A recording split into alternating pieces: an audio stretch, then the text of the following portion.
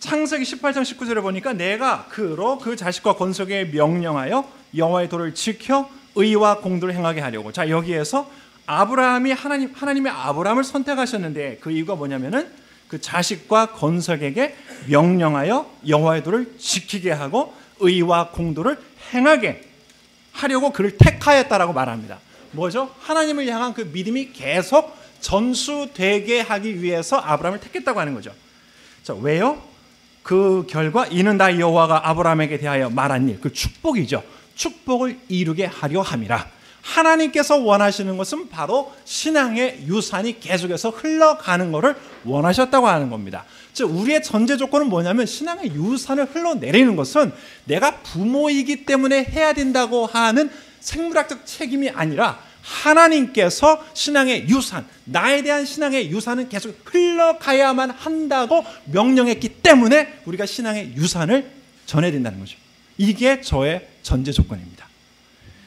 자, 그리고요, 한 500년이 흘렀습니다. 출애굽 직전에 이제는 하나님이 모세에게도 이렇게 말합니다.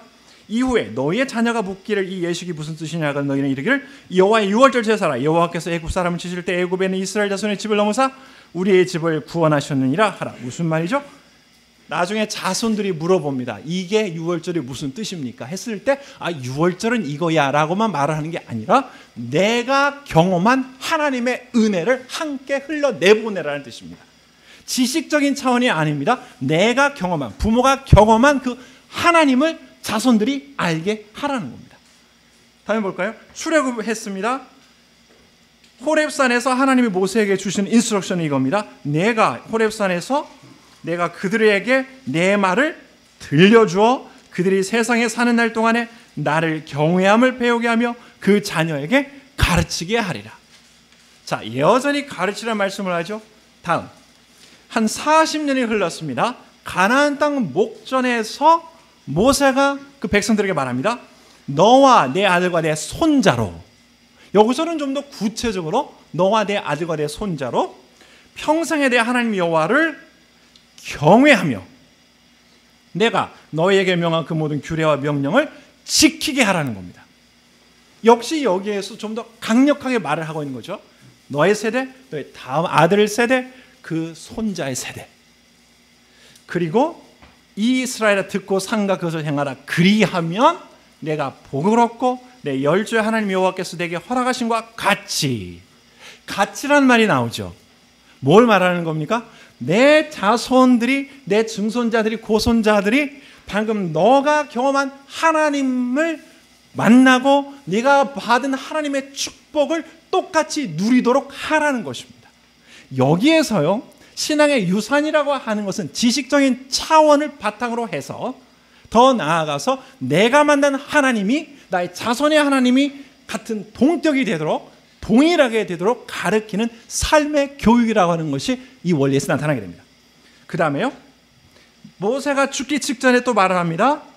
신명기 32장 46, 47에서 오늘 내가 너에게 증언한 모든 말을 너희는 마음에 간직해두고 자녀에게 가르쳐서 율법의 모든 말씀을 지키게 하여라.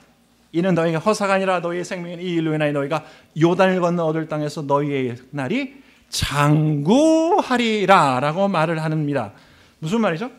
모든 말을 지키게 하라. 지키게 하라. 가르치는 것뿐만 아니라 명령을 하게 해서 억지로라도 강제적으로라도 하나님의 말씀을 지키게 하라는 겁니다. 부모의 권위와 권한과 부모의 힘을 쓰라고 하는 구체적인 지시가 되는 것이죠. 그러나 현대 교육학법에 있어서는 자녀의 자율권과 결정을 주라 하면서 부모의 권위가 사라지게 되죠. 개인적으로 저희 집에서는 저희 아이들에게는, 큰 아이들에게는 20세 성인 되기까지는 무조건 제 말을 듣도록 하고 있습니다. 저는 결정권 주지 않습니다. 내가 주는 거 먹어. 그럼 자율권이 없을 거라고 생각했지만 제가 그렇게 컸습니다. 나중에 이야기를 하겠습니다. 아, 그렇게 되면 이렇게 되는구나 보실 거예요. 계속해서 1000년이 지났습니다. 솔로몬의 잠언입니다. 솔로몬은 뭐라고 하느냐면 마땅히 행할 길을 아이에게 가르치라. 그리하면 늙어도 그것을 떠나지 아니하리라. 선지자 요엘은 이렇게 말합니다.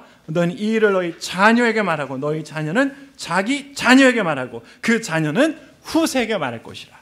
여러분, 자녀, 신앙 유산은 내 시대에서 끝나는 게 아닙니다. 내가 부모님의 신앙이 나에게 없다, 이거 탓하라는 게 아닙니다. 여기서 말하고 있는 것은 바로 너의 세대입니다. 우리의 세대인 것입니다. 하나님은 왜 나에게 이런 신앙의 부모를 안 주셨습니까? 이게 악의 뿌리를 끊어야 되겠습니다. 이게 아니라는 거죠. 각이 흐르는 저주를 끊어라. 그럼 비성경적이죠. 왜요? 하나님께서 바로 너부터 시작하라고 말씀하시기 때문에 그렇습니다. 결론입니다. 이 부분에서 신앙의 유산에 이중 패러다임이 있고 이게 저의 전제 조건입니다. 자손들에 대한 책임은 명령이에요. 명령하라는 거죠. 경외함을 가르치게 하고 지키게 하고 구원자 하나님의 경험을 전하고 하나님의 말씀을 들려주고 마음에 간직하게 하고 대대에 전하라는 것입니다. 그러면 하나님께서는 약속을 이루시고 장수를 주시고 복을 주시고 번성하게 하신다라고 하는 이중 패러다임이 등장하게 되는 거죠. 그렇다면요, 다음 슬라이드입니다. 성경에 등장하는 신앙 유산의 또 전수의 세 형태가 나타납니다. 첫 번째는 제대로 받은 케이스, 두 번째는 약간 왜곡시킨 거, 세 번째는 다시 회복시키는 패러다임이 나타나는데요. 사실 성경 인물들 가운데 신앙이 정말 여러분들이 기대하는 것 같이 부모의 신앙이 자식에게 다 갔다 하는 케이스는 거의 없습니다. 아브라함, 이삭, 야곱을 제외하고는 없습니다. 저는 그래서 완벽한 케이스보다는 좀 더 약간 야리까리한 케이스를 한번 보도록 하겠습니다. 그게 바로 신앙의 왜곡 케이스입니다. 여러분, 아론과 교재 보시면 이 페이지에 아론은 나답과 아비후가 있었는데 다른 불을 들이다가 죽어버렸어요. 엘리는 홈니와 비느하스 두 아들이 있었는데 성경은 뭐라고 말하냐면은 그 사람들은 불량자라 말을 합니다. 엘리는 대제사장이었고 홈니와 비느하스는 제사장이었습니다. 선택받은 하나님의 백성들이었죠. 그럼에도 불구하고 홈니와 비느하스는 불량을 하다고 말을 합니다. 세 번째 케이스는 사무엘입니다. 여러분, 사무엘 아들 요엘과 아비야가 있습니다. 사무엘상 8장 이렇게 말합니다. 아비의 행위를 따르지 아니하고 이득을 따라서 뇌물을 취하고 판결을 굽게 하니라. 자, 여기에서 한번 우리가 볼 건 뭔 줄 아십니까? 엘리 제사장입니다. 많은 분들이 엘리 제사 말을 하는데 엘리는 아들에게 율법의 모든 규칙과 규정을 가르치긴 했지만 율법의 본질적인 내용인 하나님과의 연합에 대해서는 제대로 그 유산에 대해서 전하지 않은 것 같습니다. 그렇기 때문에 죽어버렸죠. 그죠? 그런데 이런 케이스, 즉 신실하고 하나님의 역사를 감당하는 부모 밑에서 어긋난 자식이 나오더라 이겁니다. 그런데 또 반대로요, 좋은 부모 또 있어요. 히스기야 보실래요? 히스기야 왕이 아주 신앙이 좋은 왕이었음에도 불구하고 그 아들 므낫세는 어떻게 성경에 기록되어 있냐면은 여호와의 전회단을 헐고 일월 성신을 만들고 아세라 목상을 하나님의 전 앞에 세운 사람이 바로 므낫세입니다. 자, 므낫세는 언제 태어났냐면 하나님께서 히스기야의 생명을 15년 연장해 준 그 기간에 태어난 아들이 바로 므낫세입니다. 므낫세, 그렇기 때문에 이 경우에는 므낫세를 히스기야가 안에서 이렇게 계속 따독따독거리면서 애 키울 때 뭐라고 말했겠습니까? 어이구 내 새끼, 니는 그냥 나온 놈이 아니여. 내가 죽으려고 그랬는데 하나님이 살려주세요. 네가 나온 기여. 의미 이쁜 거 너 알겠냐? 네 이름이 므낫세다 알겠냐? 얼마나 귀한 줄 알겠냐? 얼마나 그걸 말하지 않았겠어요? 아니시라고요? 대보세요. 그렇게 한단 말이에요. 제 케이스가 그거죠. 끌어진 줄 아는데 하나 나와요. 얼마나 귀하겠어요. 그러면서 했는데 이 아들이 성경에는 열왕의 이스라엘 유다 왕들이 행했던 죄보다 더했다라고 말이 나옵니다. 이것도 미스테리죠. 다윗과 솔로몬의 나이 늙을 때 왕비들이 그 마음을 돌이켜 다른 신들 쫓게 하였으므로 왕의 마음이 그 붙인 다윗의 마음과 같지 아니하여 그 하나님 여호와 앞에 온전치 못하였다. 그래서 여호와의 눈앞에서 악을 행하여 마음을 돌이켜 이스라엘 하나님 여호와를 떠났다라고 말을 하고 있습니다. 이게 바로 신앙의 왜곡의 형태입니다. 신앙 가진 부모 밑에서 불순종의 자식들이 튀어나오는 거죠.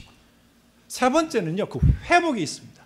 회복은 뭐냐면은 무지막지한 부모 밑에서 신실한 자녀가 나오는 겁니다. 그게 바로 제 케이스라고 하면 안 되죠.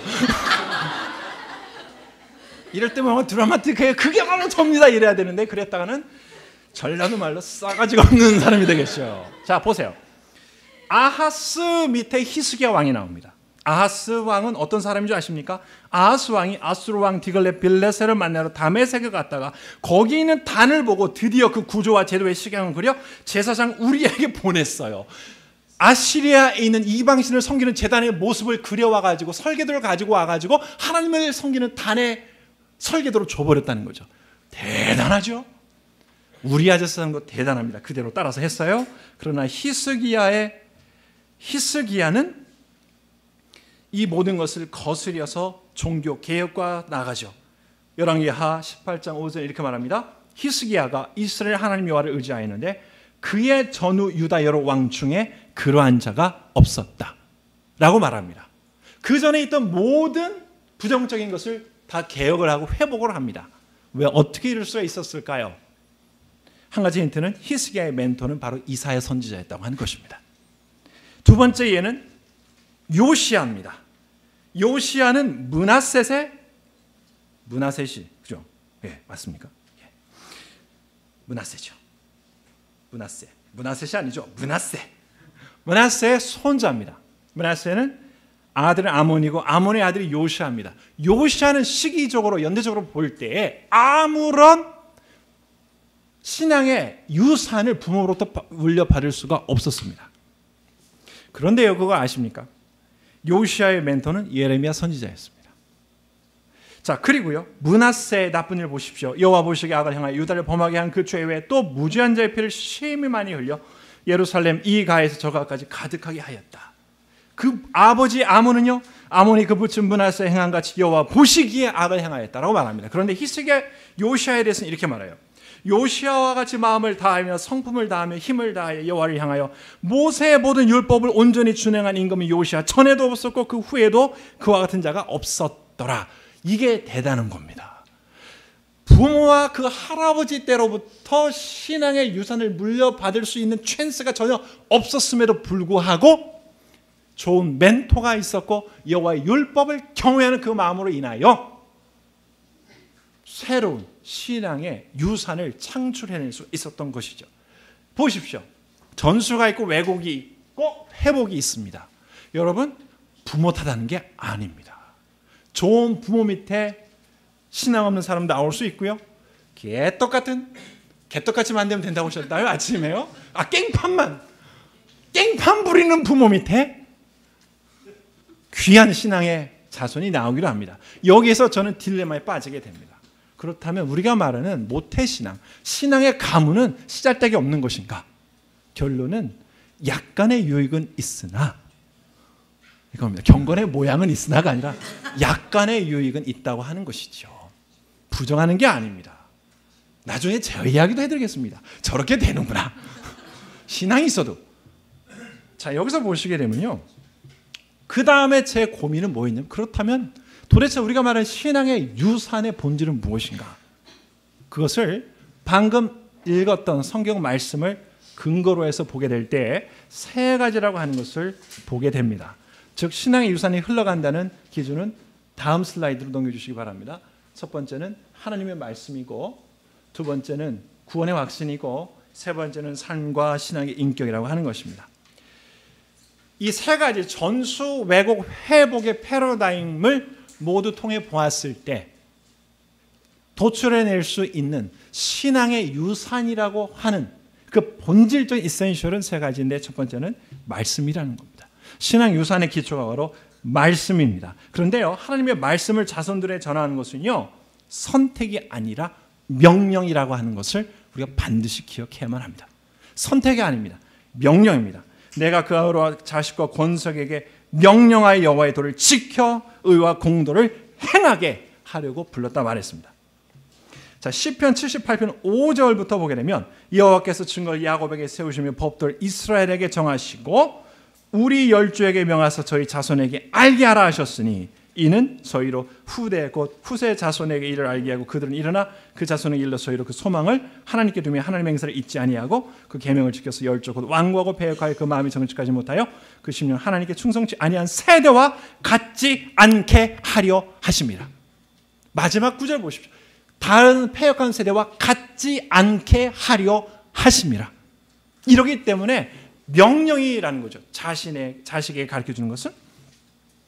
그러므로 하나님의 말씀을 듣는 것은 그치지 않고 복종하며 행하는 것이다라고 하는 것을 말을 하고 있습니다. 두 번째로는 구원의 핵심입니다. 이것은 신앙 유산의 본질입니다.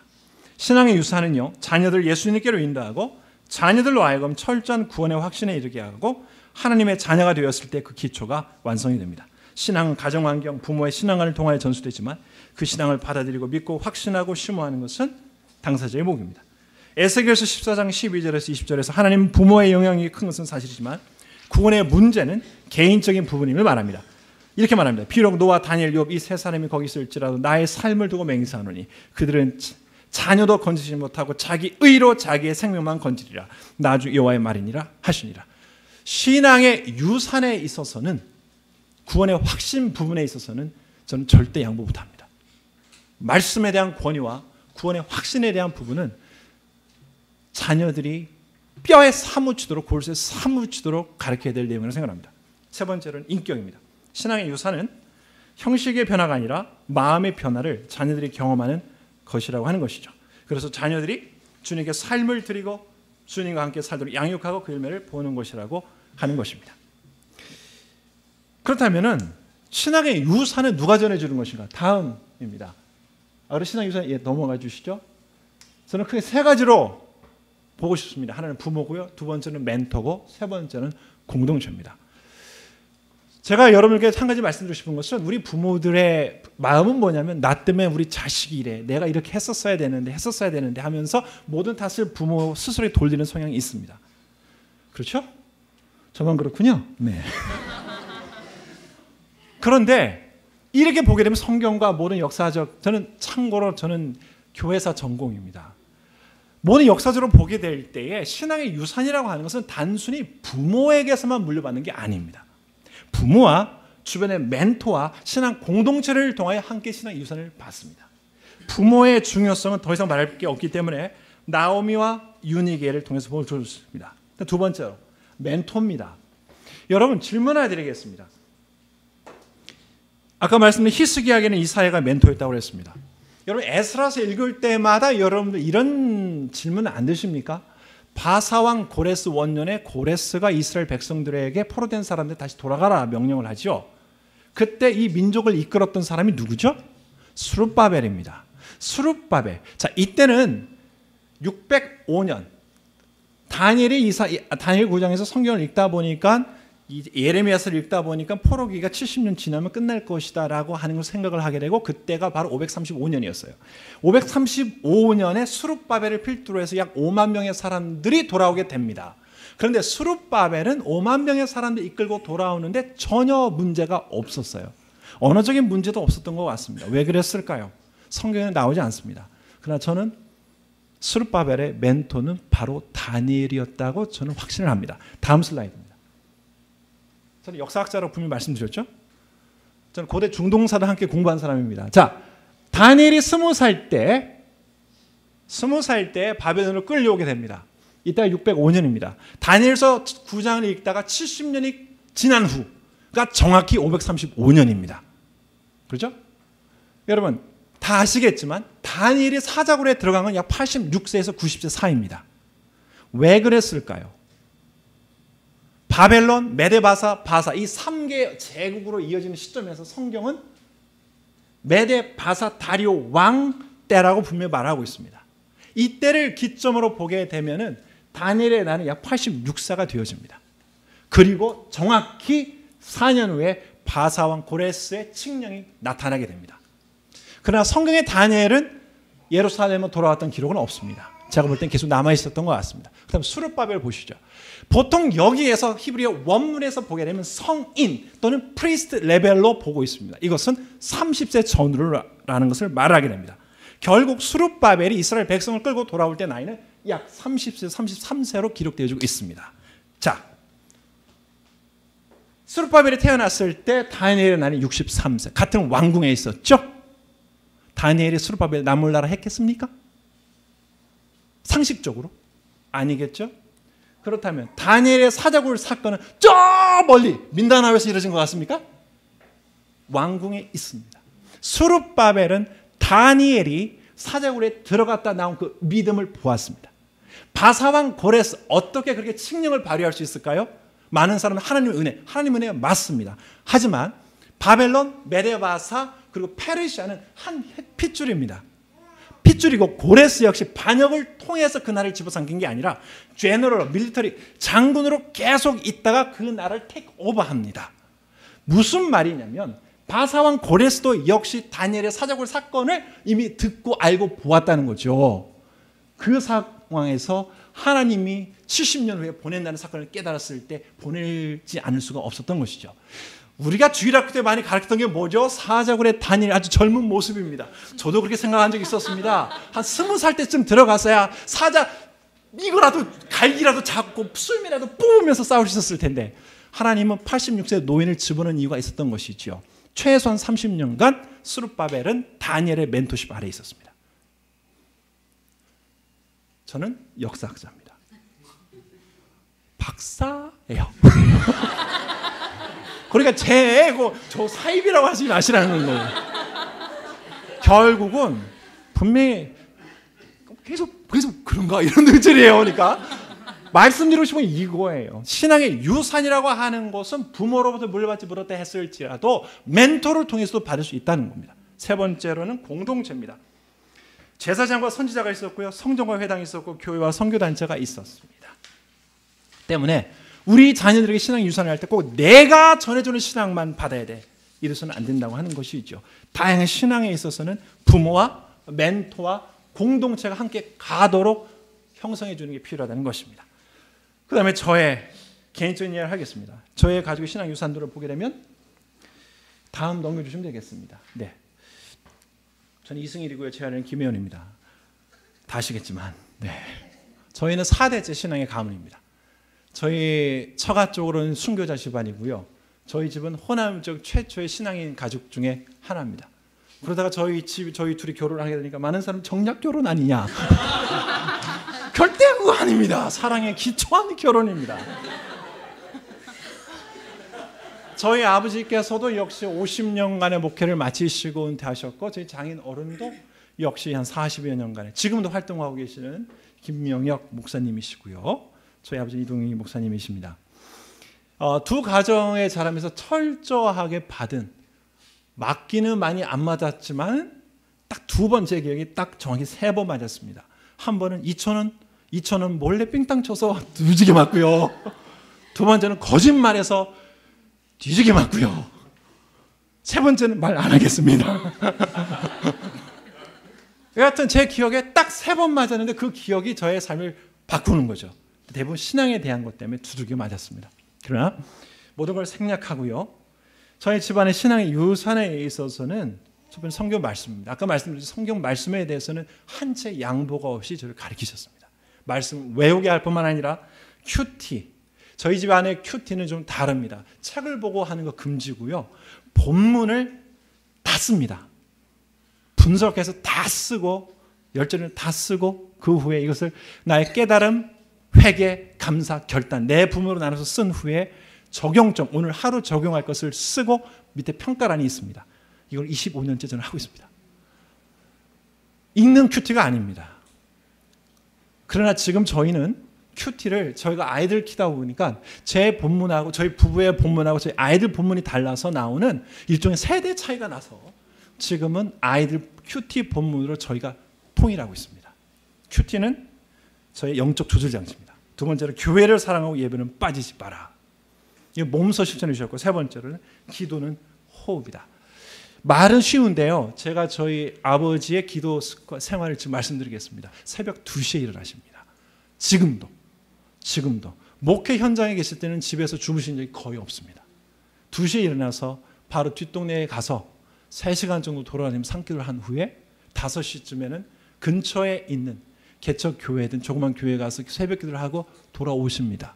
그러고 나서 잠깐 눈을 붙이신 후에 성경 읽고 기도하고 이메일 하시고 글 쓰시고 그리고 저녁에 주무십니다. 뻥이라고요? 진짜입니다. 저는 이거 절대 못 따라합니다. 그러나 기도를 통해서 당신께서 스스로 기도의 모범을 보여주시고 있기 때문에 저는 아직도 생생합니다. 모든 기도에 대한 내용. 시간 끝났습니다. 그만하겠습니다. 자, 4번째고요. 인생은 속도가 아니라 방향이다. 항상 저에게 해주시는 말씀이 모든 것이 가하나 모든 것이 유익한 것이 아니에요. 모든 것이 가하나 모든 것이 덕을 세우는 것이 아니다. 그리고요, 저희 장인어른의 모토입니다. 모든 경험은 유익하다. 슬프고 할 말 있다 하더라도 멈춰라. 죽어라. 이겁니다. 그리고 사역으로의 부르심은 모든 가족을 향한 부르심이다. 인간적인 아버지로 보자면 저희 아버지는 빵점입니다. 그러나 저는 한 번도 빵점으로 생각해 본 적이 없습니다. 제 기억에는요, 시골에서 목회하실 때 그 근처에 교회 세우실 때 자전거에 저를 태우고 가셨습니다. 가서 교회가 어떻게 지어지는지 제 눈으로 직접 보았습니다. 교회에서 무슨 일 있을 때 주보라도 나눠주도록 하셨습니다. 전주 안디옥 교회가 개척되었을 때에도 저의 주 사역은 뭐였냐면은 저희는 기름 난로가 없었기 때문에 장작 난로에 장작을 패는 게 저의 사역이었습니다. 왜요? 저희는 관리인이 없었기 때문에.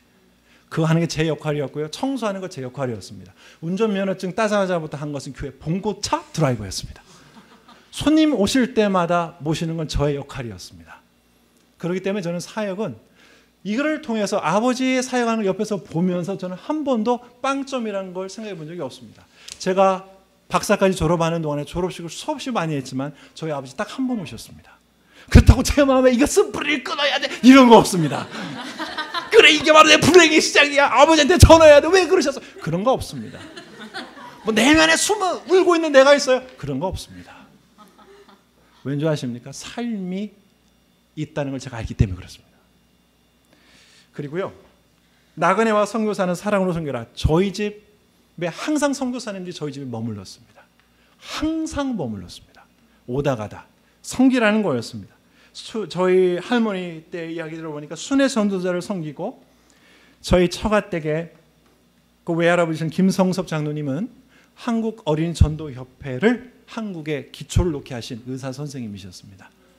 돈 없는 사람 다 무료로 해주신 분이셨고요. 저희 외할아버지 최기동 할아버지는 교장 선생님이시면서 한의사셨습니다. 개척교회 전도사님들 한약 무료로 대주시던 분이셨습니다. 그 떨어지는 한약 먹고 제가 이렇게 우량아가 됐습니다.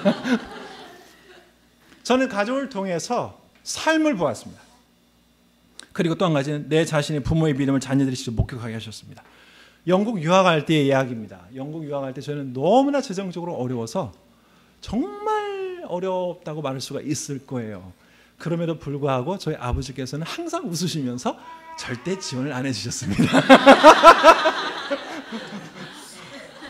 왜냐하면 믿는 구석이 있기 때문에 그러셨던 거죠. 그래서 그때만 해도 정말 하나님께서 좋은 학교를 보내주셔서 그 당시만 해도 저렴하게, 지금 보니까 학비가 1,600만 원 올랐더라고요. 지금은, 그때는 저 공부할 때는 그건 4분의 1밖에 안 됐었던 때였습니다. 그리고 여러 가지 테스코에서 전 새벽 5시부터 8시까지 청소하고, 제 주특기는 화장실에 붙은 아줌마들이 씹다 붙일 껌 떼는 게 제 주특기였어요. 하면서 하나님께서 저를 온실 속에서 자랐던 저를 하나님만 의지하게 하는 법을 깨닫게 해주신 거죠. 저는 이 방법이 너무나 저에게 큰 기쁨이고 감사합니다. 저는 이게 바로 믿음이라고 생각을 하고요. 그래서 내 자신이 부모의 믿음이 이거구나, 나의 아버지의 하나님 이런 분이시는구나 하는 것을 제가 직접 깨달을 수 있었던 것입니다. 마지막으로 저희는요, 현재 80년째 대대로 이어진 가정예배는 저희 가족의 영적 조절 장치입니다. 저희 보니까 역사적인 관점에서 이동희 목사님 가문의 가정예배를 분석해 본 결과 변화가 있었습니다. 첫 번째는 아침과 저녁에 하던 게 한 번으로 줄었고요. 예배 시간은 10분을 넘지 않는다. 뭐였냐면은 찬송 하나 하고 성경 말씀 읽고 그날 예배 인도자가 기도하고 주기도문으로 마치는 게 저의 때까지 이루어졌습니다. 모든 가정 예배는 각자가 돌아갑니다. 설교 없습니다. 여러분 저희 MK들의 가정 예배 시간 얼마나 힘들어하는 줄 아셔야 됩니다. 교리 이거 듣는 거 굉장히 힘들어합니다. 그렇기 때문에 저희는 찬송 하나, 성경 한 장, 대표자가 기도. 제 기억으로는 제가 3살, 4살 때부터 가정 예배를 인도를 했습니다. 10분밖에 안 되잖아요. 그러나 지금 저희는 저희 아이들의 저희 남자 둘 중에 하나가 미전도 종족이 되어가고 있는 관계로 큐티의 본문을 함께 나누면서 어려운 부분은 제가 설명을 해주면서 조금씩 길어지고 있습니다만은 지금 저희 주된 거는 나눔입니다. 나눔이고 반드시 가정예배 할 때마다 오늘 감사한 거 3가지씩 꼭 나누게 합니다. 이건 벌써 한 6년째 하고 있습니다. 이것이 저희 가정의 패턴인데 다른 거 없습니다. 저는 삶을 보았고요. 기도를 보았고요. 예배를 보았고 하나님을 보았습니다. 그래서 저희 부모님께서 저에게 한 번도 선교사 되라고 윽박 지르거나 강압을 하거나 선교사 안 되면은 용돈을 안 준다거나 이런 거 없었습니다. 언제 눈 떠보니까 다 선교지에 나가 있더라. 저희 형제들이 모실 때는 하는 말이 이겁니다. 아버지가 혹시 우리 선교사 안 되면 가만 안 둔다고 하셨나? 그런 거 없는데 다 밀려왔지. 삶 가운데 보았기 때문에 그렇습니다. 믿음의 신앙의 유산, 말씀을 맺습니다. 신앙의 유산은요, 시스템이 아니더라고요. 시스템이 아니었습니다. 시스템이 아니었고 삶이었고 말씀이었고 가장 중요한 것은 내가 우리 부모님이 나에게 무엇을 전해주었는가. 제 고민은 이겁니다. 제 아들이 항상 저에게 하는 말이 이렇습니다. 아빠는 좋겠다. 왜? 존경할 만한 아빠가 계시잖아.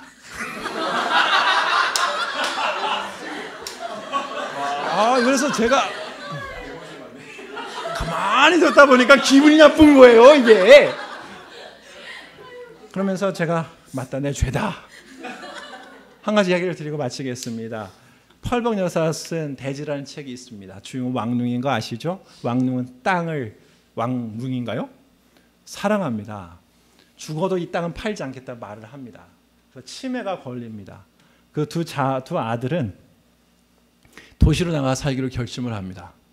점점 땅에 대한 애착이 필요 없죠. 그래서 두 형제가 나중에 모의를 합니다. 아버지 죽으면은 저 땅 우리 팔자.